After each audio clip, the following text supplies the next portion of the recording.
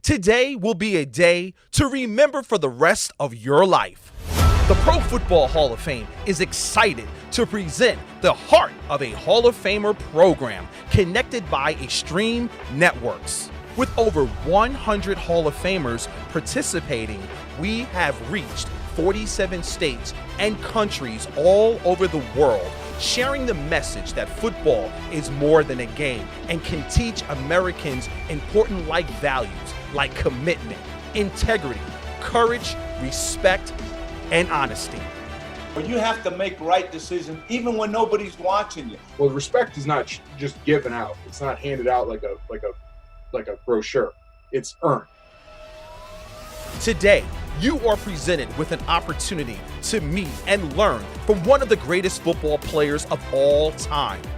But more important than that, the chance to see that their Hall of Fame life wasn't given to them. They didn't roll out the bed great. They put the work in, on the field, in the weight room, in the classroom, in their communities. They made themselves a Hall of Famer on and off the field. Your feet can't take you where your mind's never been. Because you can make it, but it's just gonna take a little hard work and some effort and the drive and determination.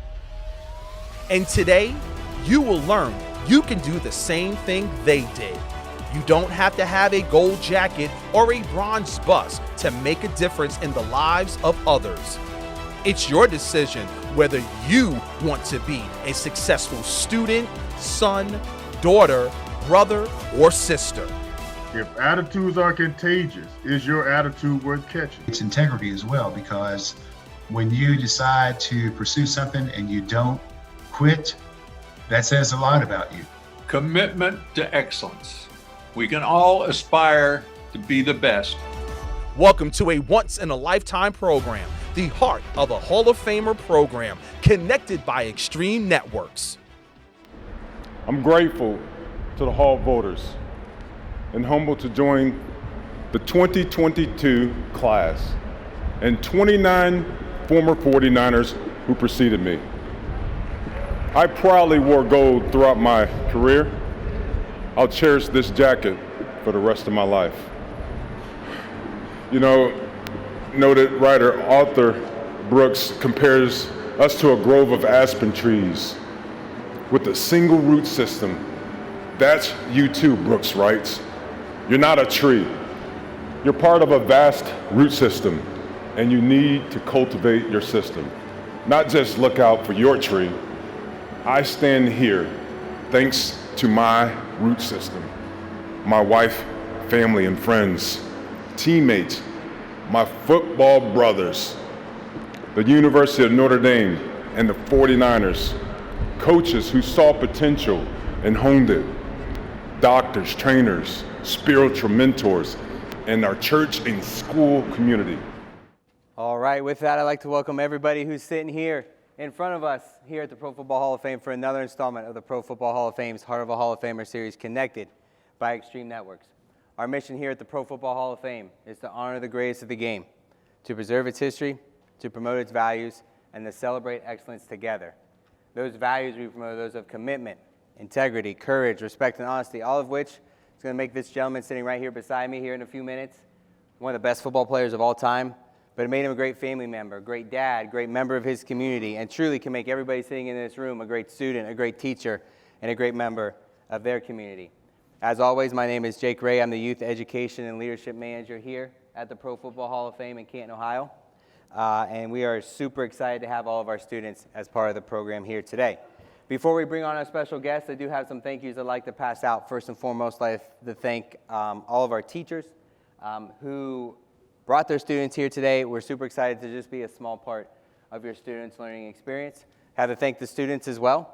Students, you have the opportunity to hear from a member of the Pro Football Hall of Fame, one of now 382 of the greatest football minds, players, coaches, contributors of all time. And this happen every day. So I want you guys to pay attention, listen, learn a little bit about what our Hall of Famer has to say today.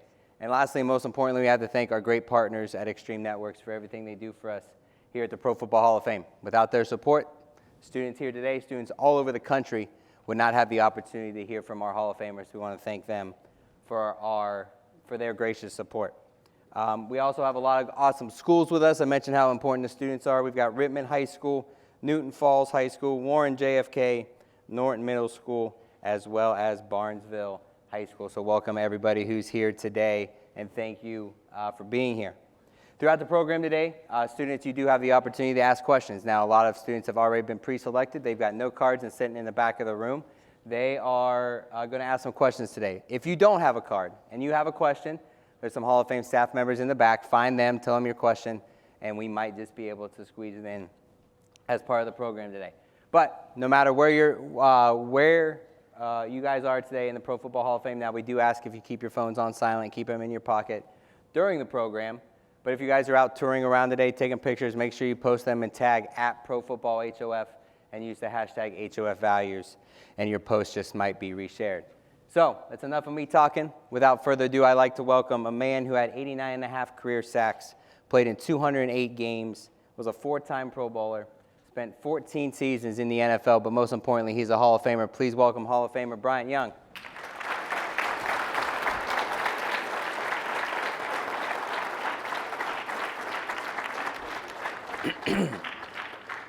Welcome, sir. Welcome. All right. Good to see you. Good to see you. Welcome. How you guys doing this morning?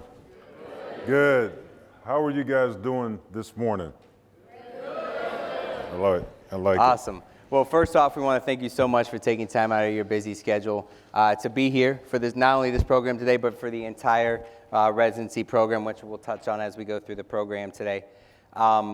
It's so awesome to be able to, for me, obviously, to be able to sit up here, talk to our Hall of Famers, and listen on how important our values are. And we mentioned those values at the beginning: commitment, integrity, courage, respect, and honesty. And those are 5 of the thousands that are out there that the game of football teaches. And we're obviously a little biased. I think the game of football does the best at teaching those values.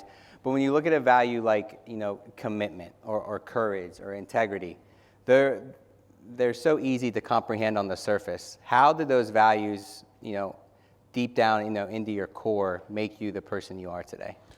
Wow, those core values and those words challenge me every day.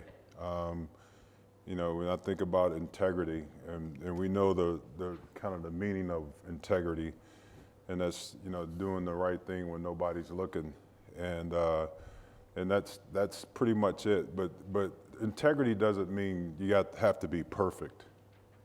Okay, and that's where I think we sometimes get it wrong. I've gotten it wrong. I do pride myself on being a person of integrity, but I have to really be honest. Like, integrity is not being perfect, because there's no perfect person on this earth. And I've made mistakes in my life, and just knowing that there's never a wrong time to do the right thing. And so when I think about courage, it takes courage to admit that you did something wrong. It takes courage to say some of the things that need to be said. It takes courage to be vulnerable in times of just healing and trying to develop your character. So all those words, they play an integral part of my life, and they're meaning something each time and each stage of my life.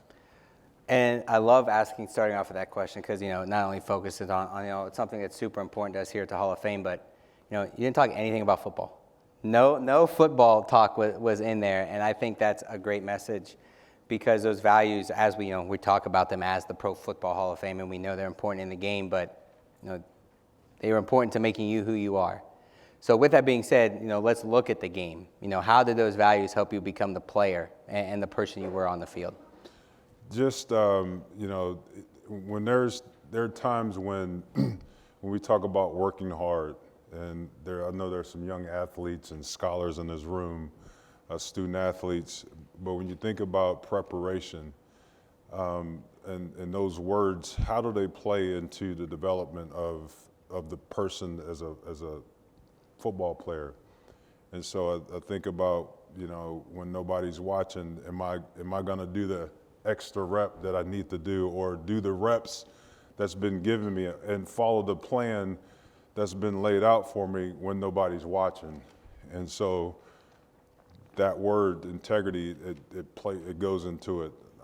And then courage, sometimes when we're in a space where, it's going to take some courage to do certain things, you have to step out and do certain things in your job description. Will I be courageous to do what I'm supposed to do in the time that I'm supposed to do it? And so, when it comes to sports, those words continue to play out and help me and challenge me in every way. Awesome. Well, as always, we are always happy to have you back here in your second home in Canton, Ohio at the Pro Football Hall of Fame. And for everybody who's here today, obviously you pulled in, saw a little bit of construction. So if you hear some beeps, you hear some banging around, that's what's going on outside. So we'll try and stay focused on what's going on in here. But I always like to talk about when you do come back to Canton. And, before you came back, you were NFL legend Bryant Young. Now you get to come back as Hall of Famer Bryant Young with the Haggard gold jacket and the K Jewelers Ring of Excellence on. Obviously, you get to come see this thing that's put up in the museum as well, that bronze bust that's going to forever immortalize your career here in Canton, Ohio. But I want to focus on, the things you're wearing there, the Haggard gold jacket and the K Jewelers Ring of Excellence. What's it mean when you put that jacket on over your shoulders, that gold jacket that symbolizes you're a Hall of Famer? Not only that, but then looking on the inside and having your name and your Hall of Fame number, it's one of one. What's that mean to you?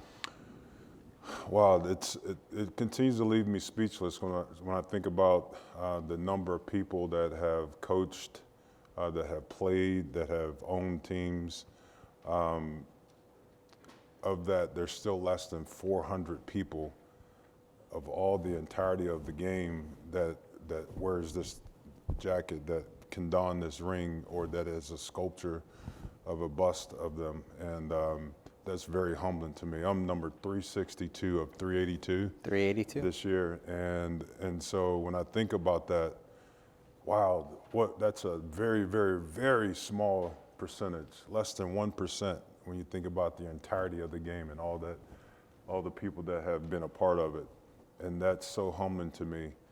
But I realize, when I wear this jacket, I represent so many people, not just myself.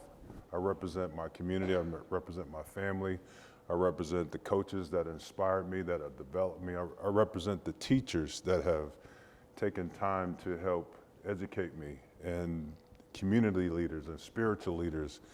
So I wear this and I don this, and I'm humbled by this, but know that something that I always keep in the front of me, that when I wear this jacket, it's not because of what I've done solely on my own. It's because I had a supporting cast that has helped me achieve this. You talk about that supporting cast. Obviously, for any of you that don't know, the bronze bust, the gold jacket, you get presented to you when you're here in Canton during your enshrinement weekend for you that took place in 2022.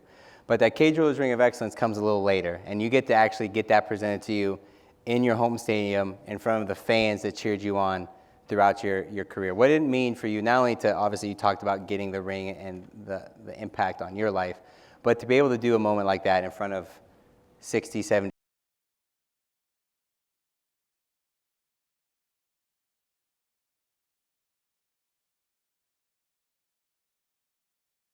Flew out from San Francisco, California, and was sitting across from a guy who's at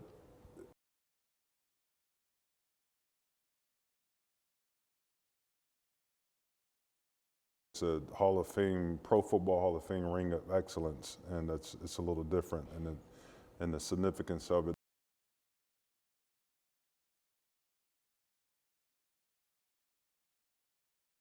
Again, it represents so much in terms of the community. Awesome. Well, like we mentioned, we're going to have students ask some of our questions. Up to the microphone. Students, when you step up, state your name, the school you go to, and then go ahead with your question. I'm Xavier Wackerly, and I go to Norton Middle School. And if you could have played with another Hall of Famer of your choice, who would you choose? If you could have played, now there were a lot of Hall of Famers on your team, so you got to cross them out. Okay, because I was about to name every last one I played with.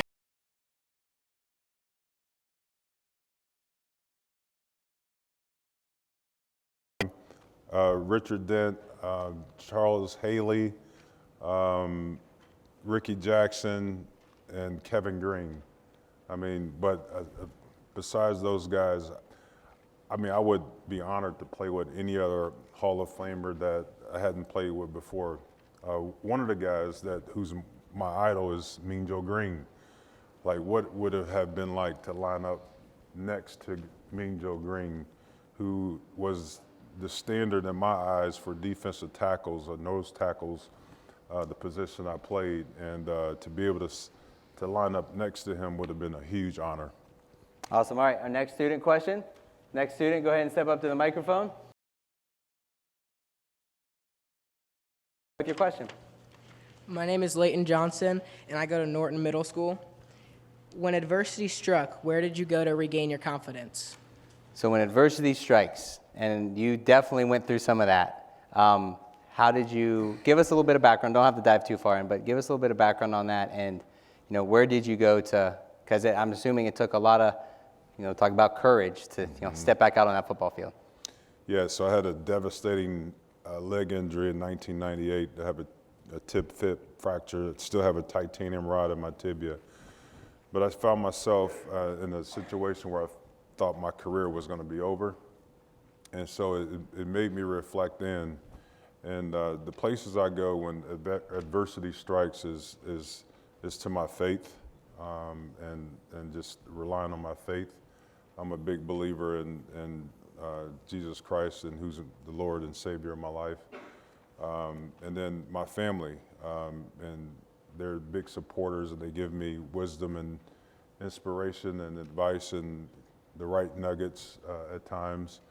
And there's a number of places that I go, faith being the most important, family, and then friends.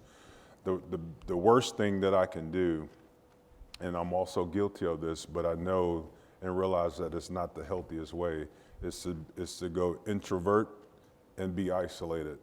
That's not a healthy place to heal. When adversity strikes, I just want to encourage each of you, when adversity strikes, because it will in your young life, okay, times are going to get hard, okay? Don't go inward, reach out, okay? Whether it's, just church, whether it's a mom or dad, it's a trusted teacher or an adult, reach out when adversity strikes. And tough times are going to happen. Tough times don't last, though, but tough people do. Okay, when we talk about courage, right? One of those pillars of this Hall of Fame, have the courage to reach out and talk to somebody when adversity strikes, when hard times come your way. How important is it to have that group of people? And who can you mentioned some of those? Who if I'm assuming there's somebody sitting in here that could be going through something like that right now. Who are those people they should look forward to or look to for answers? And how important is it to know in your life who those people are? Those people show up at the most inopportune times. It could be a teacher. It could be a trusted friend. It could be a coach that has saw something in you that you don't see in yourself. But there's people around you, and sometimes it's not as obvious, but when you sit back and realize, like, there are enough adults in my life that care enough about me, my family, my parents, okay, and then you talk about teachers, and then your friends, there are enough people around you that you have an opportunity to reach out. And so they're around you, the people that love and care for you. The people that tell you the hard things, right? Not necessarily what you want to hear. The people that tell you the hard things are probably the people that you need to reach out to, because they're telling you the hard things because they care about you and they love you. So that's a great place to start. And most likely moms and dads are the ones that are telling you the hard things. So that's a safe place to go as well. You talk about being courageous and, getting through adversity and the injury that you sustained. When you were time with the 49ers, you were an 8-time recipient of the Len Eschman Award, which is the team's most prestigious award, and is given to the 49ers player who best exemplifies inspirational and courageous play. Now, not only to win that once, But to win that 8 times, what does an honor like that mean to you? It means a lot because this is an award it's a team award that's voted on by my teammates. And I think of each of those times, one time was very humbling, but to do it 8 times is pretty, it leaves me speechless, to be honest. Because I think about all the people or teammates that I played with over the years. Like I know who I voted for that year, and that person deserved to be the Lynn Ashramont Award winner for that year. And so, but in that particular year, enough people voted, and I was that guy. It's very humbling. And it speaks volumes to me just in terms of the respect that one would have in the locker room and among their team. And so I'm humbled by that. I love my teammates, and it doesn't happen without them. Awesome. All right. Well, I know we got some more students' questions. So next student, go ahead and step up to the microphone. State your name, the school you go to, and then go ahead with your question. All right. Hi, my name is Leah Sate, and I go to Newton Falls High School. And my question is, do you have a favorite Super Bowl memory from your rookie year? Your favorite Super Bowl memory? That's a good one. Favorite Super Bowl memory. I would just say winning it 49-26 against the San Diego Chargers. No, I remember just how exciting it was at the start of the game before we even took a snap. It was when, as a kid, watching Super Bowls, and you hear the national anthem being played, and I'm not sure who sung that year for us, but you watch all the festivities and the fireworks and all of that, and then it's like this big fanfare. I experienced all of that, and it was a huge wow factor, and I'm like, wow, like we still got a game to play, and so you quickly have to move all that to the side, and when the whistle blows, it just becomes another game. The most important game that's right in front of us. Very awesome memory, A pretty good way to start your career off. Yeah, no doubt. Yeah, most people, they could play 10, 12, 18 years in the NFL, and they never get a chance to play in a Super Bowl or win one. And so I was very fortunate to do that in year one, and that kind of set the standard. Awesome. All right, we're going to take our next question from our students. So go ahead and step up to the microphone. Again, state your name, the school you go to, and then go ahead with your question. Hello, my name is James Boyle, and I am from Norton Middle School.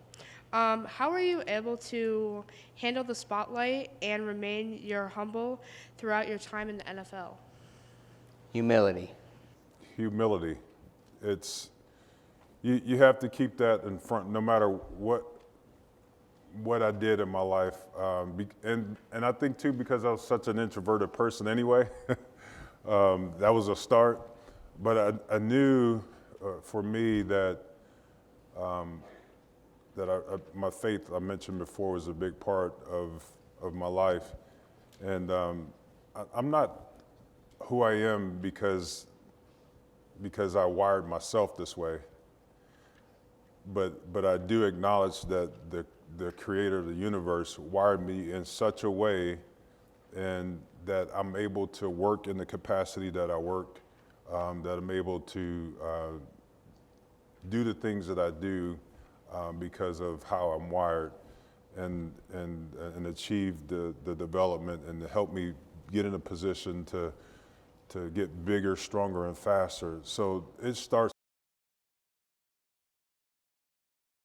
God is the creator of all things, and it allowed me to just keep that right in front of me. And I knew that if I had success, whether I win a game or I had 3 sacks a game or whatever, that's that game. And you're only as good as your last play. You're only as good as your last game. And you're only as good as your last season. And so I knew, knowing that work was always needed to be done, that kept me humble as well. I think there's a fine line between being confident and then that gray line you cross is when you get into being cocky. How important is it as a student athlete or somebody who believes in themselves to not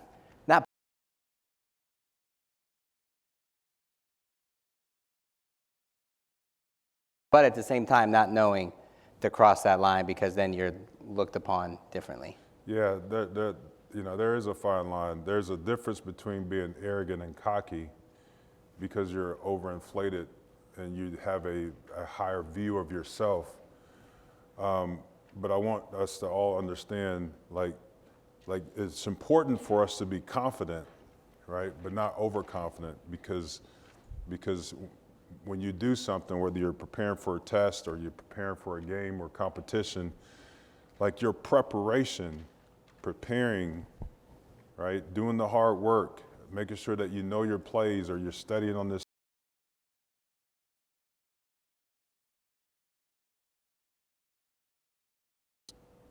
Whatever it needs to be done. But that's the part that builds confidence, is preparation. So when you're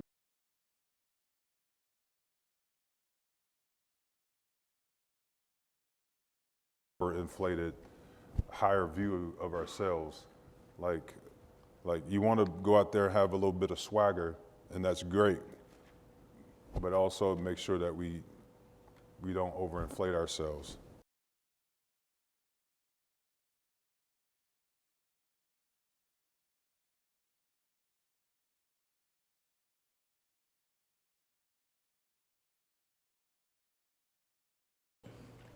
Who's the biggest influence in your life? The biggest influence in my life was my parents, my dad, my mom, God rest her soul. My dad was blue collar, always provided for us. He was a leader in our home. We had everything that we needed. We didn't always have everything we wanted. And so he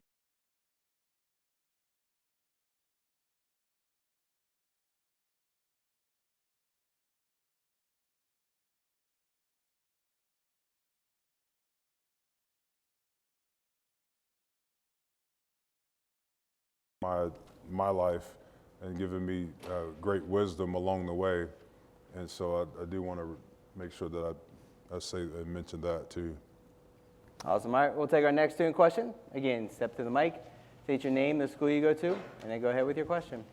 Hi, my name is Jet Somerville. I'm from Norton Middle School. My question is, what does it mean to you to be considered one of the greatest defensive linemen in NFL history? So we just talked about humility. Yeah. But what does it mean to be considered one of the best? It's there's a responsibility, I believe, to whom much is given, much is required. When you're viewed as one of the best, there is, for me, as I mentioned before, I know the work that I had to.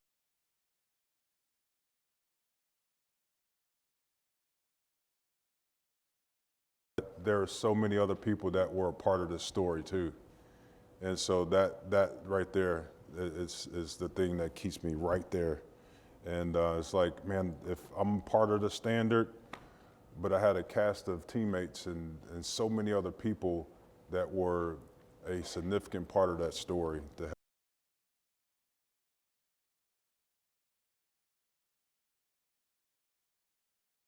Besides being a member of the Pro Football Hall of Fame, all the on-field accolades, what do you consider your greatest accomplishment?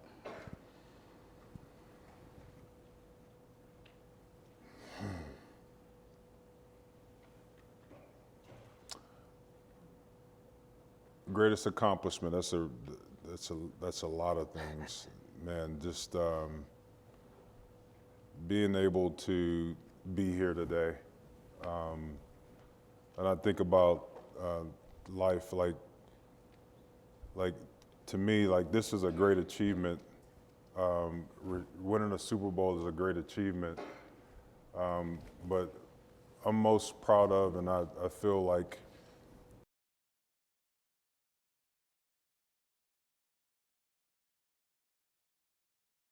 Sure, what I say may move the crowd, but if there's one person in here that gets something out of this message today, and if that sparks or inspires somebody, that's to me is very gratifying, and that's what I'm being more purposeful about, is trying to be the best version of myself so that I could be able to enhance or allow others to be great in themselves as well.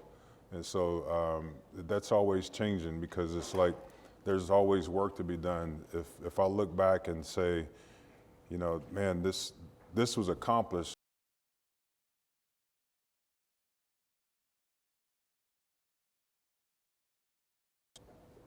Yeah, it's still moving and developing, and it's changing. You get to the end of your career, you know, double-digit seasons in the NFL, all the accolades like we talked about. When did you know it was time to step away, call it a career, and retire? Yeah, for me, it was like one of my goals was to play at least 10 years, and anything over that was like icing on the cake.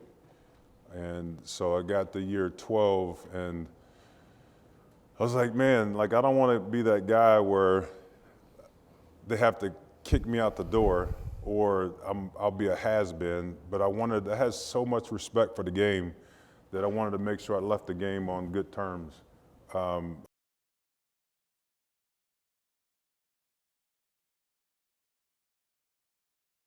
Year process, I was like, you know what? I think that I had the mental capacity. Like there's so much that goes into playing professional sports. It's not that you need to have to go into a season. And so for me, it became a 2-year process that reality started to sink in. Like, man, I'm not getting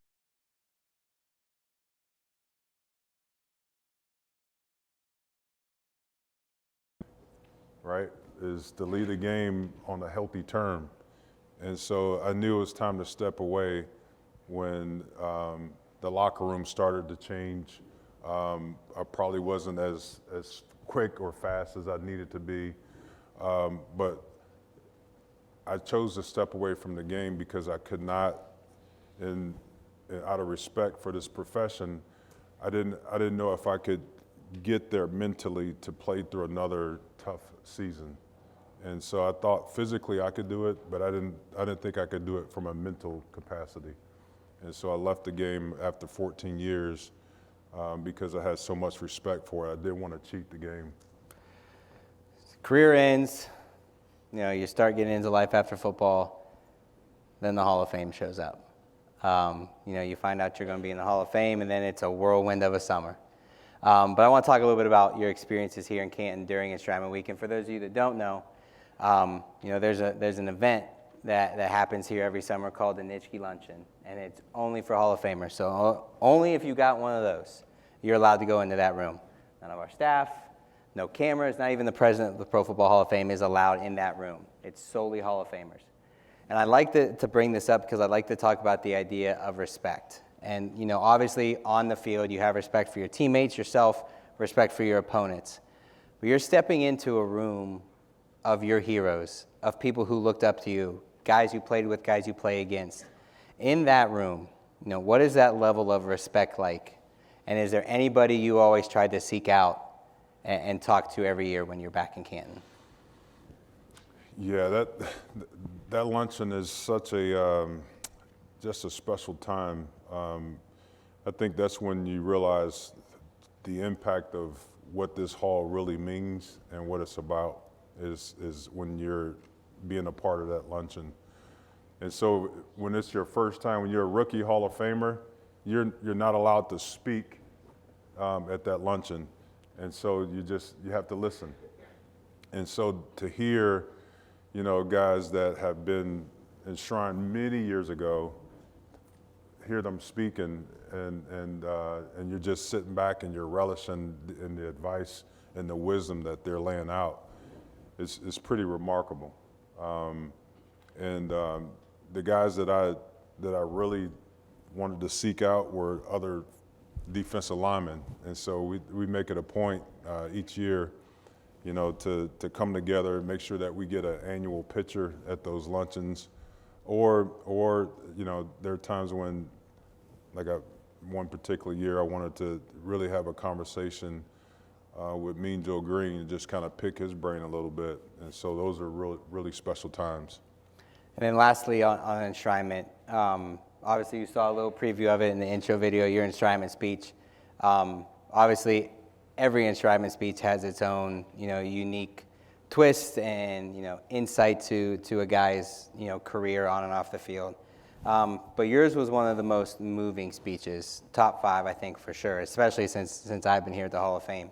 What was that process like for you? And you finally get up, you're in front of thousands of people, you got 10 minutes to talk about your career and sum it all up. What was that process like for you and, getting to that point of your football journey?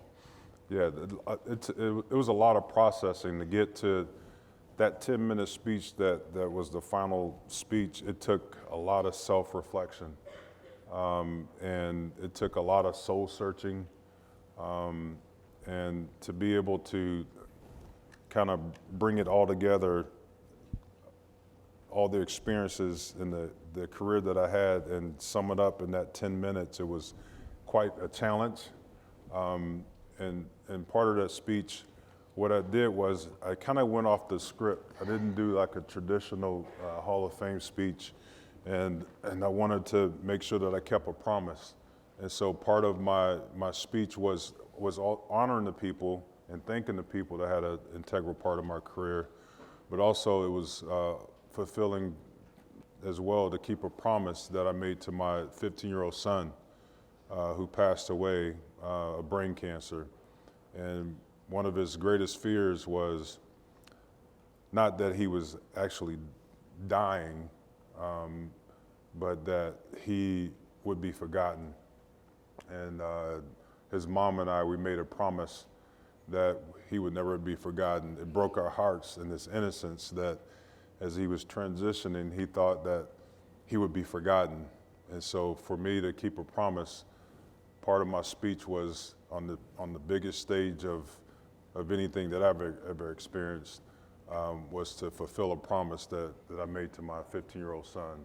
And so part of my speech was being able to tell his story and mention his name on the big stage.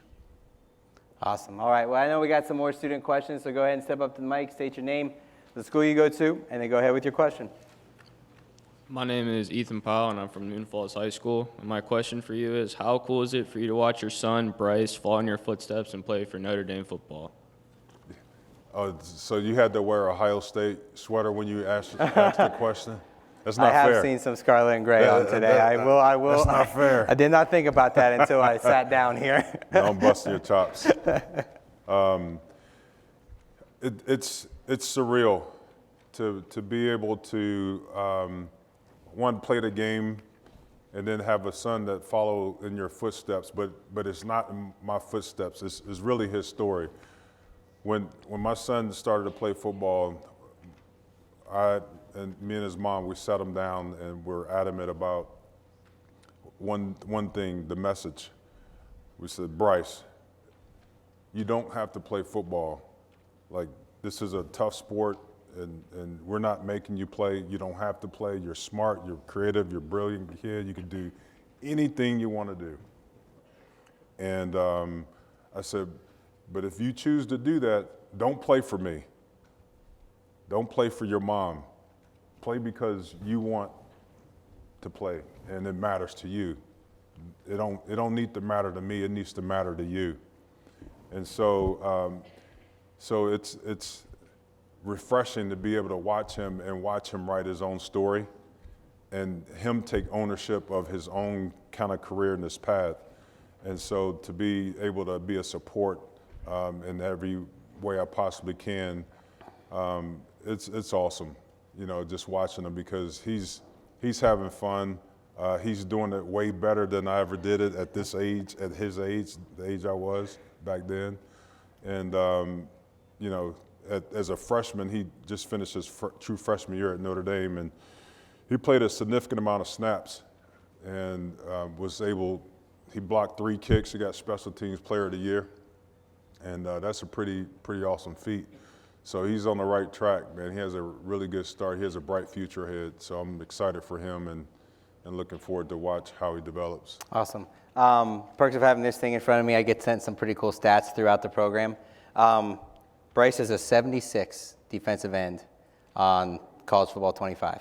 Okay. The reason I bring that is behind you is you have your All Madden sweatshirt from 1999. For everybody who does play Madden in this room, this year, Madden 25, you're ranked as a 97. Okay. So you're still making an impact in the game. First part of the question, All Madden team it's a unique award. John Madden's an awesome guy, great football character. Obviously a member of the Hall of Fame. So to get a fun award like that, how's that? And then 2, what is it to for kids today to still see the impact that you had on the game? And they may not know you as Bryant Young, the Hall of Famer, but man, you on their dynasty team online, you are a great player. What's it for kids today to see that? Well, it's kind of cool to be a part of a video game, actually. But and to be a part of the Madden team, it's like back in the day when the Madden team was a big deal.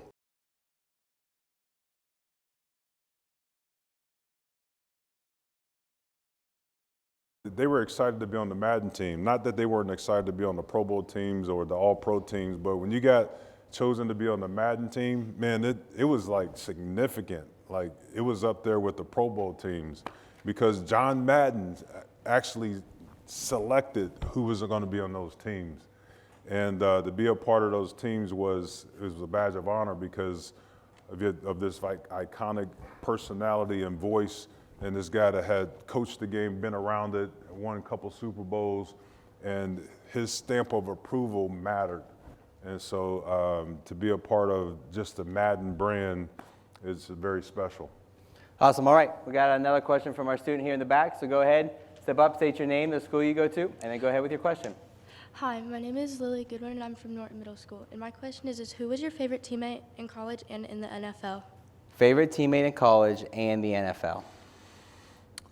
Favorite teammate, my favorite teammate was, in college was Aaron Taylor, who I actually had to battle and practice against mostly every day.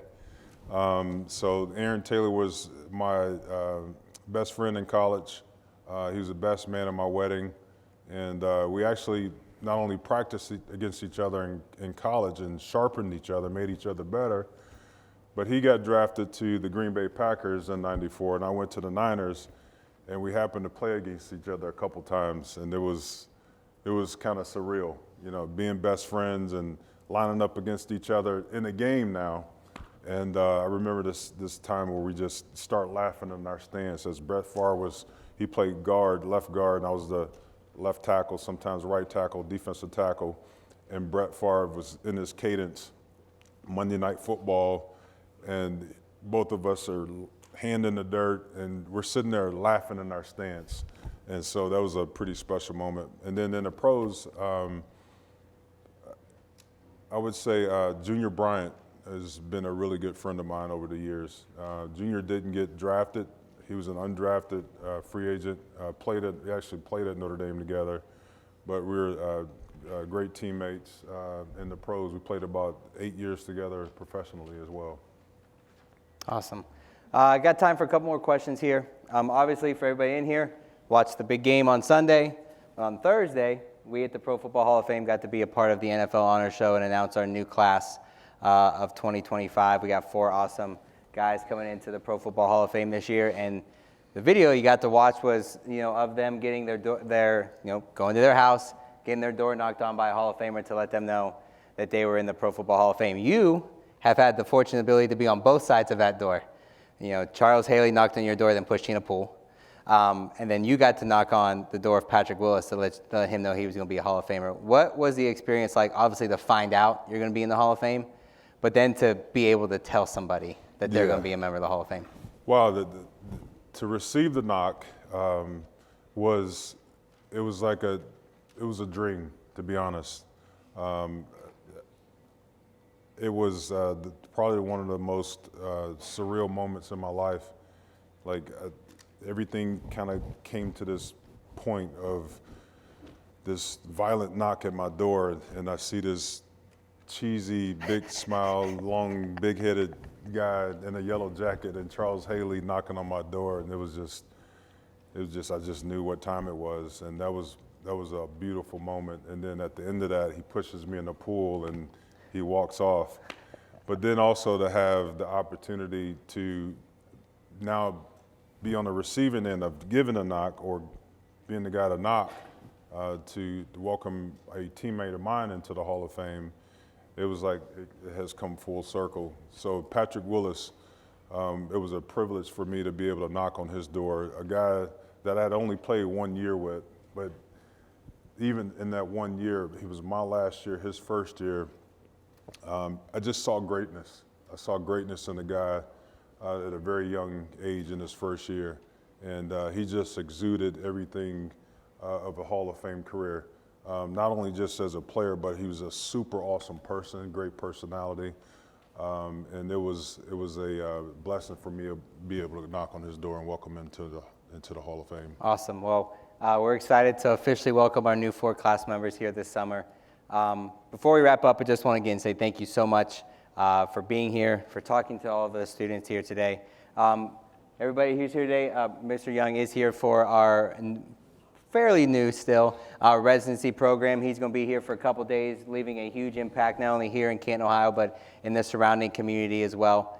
So make sure to follow all of our social channels, and you'll see all the impact that Bryant has throughout the community of Northeast Ohio, specifically Stark County. So we want to thank you for being here. Last question is, we talked about at the beginning, what's that one thing, you want to impact one life. If that happens, the goal of today is succeeded. But if there's one message or one thing, one quote that you want it's the only thing that they remember today, what's that one piece of advice, one thing you want them to leave with today?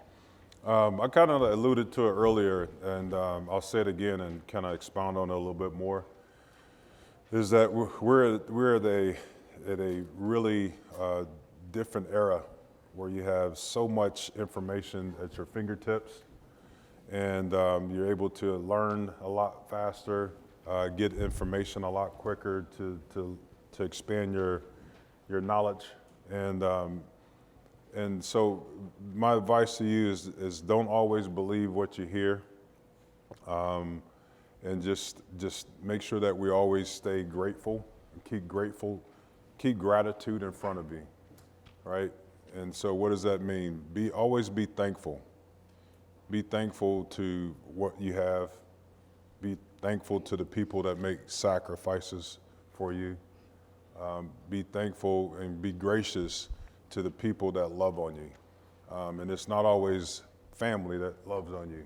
It's people that are in the institutions where you go to school.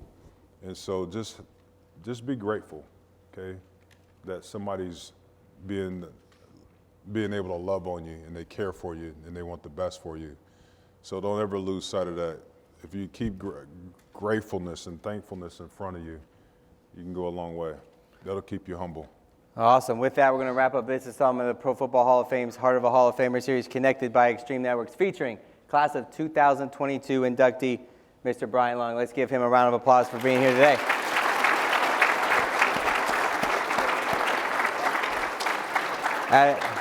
From myself, from everybody here at the Pro Football Hall of Fame, we want to thank you for being here. Thank you for all you do for the game of football, everything you do for the Pro Football Hall of Fame. And we were super excited to talk today. So everybody, thank you so much. And we'll see you guys all later. Thank you, guys.